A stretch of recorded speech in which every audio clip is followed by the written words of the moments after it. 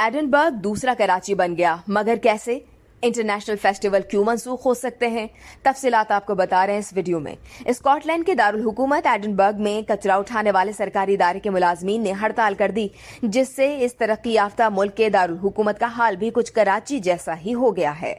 जा बजा कचरे के ढेर, जानवरों और इंसानों की गलाजत से आवाम का जीना मुहाल हो चुका है, जबकि माहिरीन ने खदशा जाहिर किया है कि शहर में कचरे के ढेर बढ़ने से सेहत के संगीन मसाइल पैदा हो सकते हैं।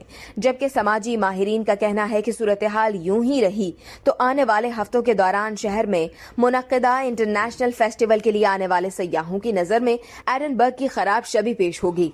मसले के हल के लिए सरकारी हुकाम, ट्रेड यूनियन और स्कॉटलैंड की हुकूमत के दरमियान मुज़ाकरात जारी हैं, ताहम मुलाजमीन ने तनख्वाहों में इजाफे तक काम बंद करने का ऐलान कर रखा है।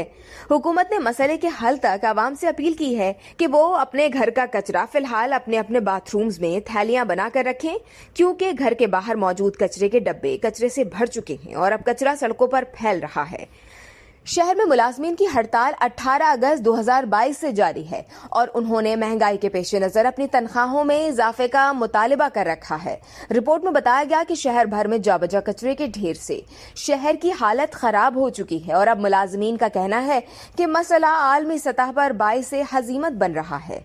हुकूमत की तरफ से कोशिश की जा रही है कि शहर की बल्दियाती हुकूमत को 140 मिलियन पाउंड की ग्रांट देकर फिलहाल मसला हल किया जाए। सैनिटरी वर्कर्स ने तनख्वाहों में 5% इजाफे को मुस्तरद करते हुए उसे तौहीन आमेज करार दिया।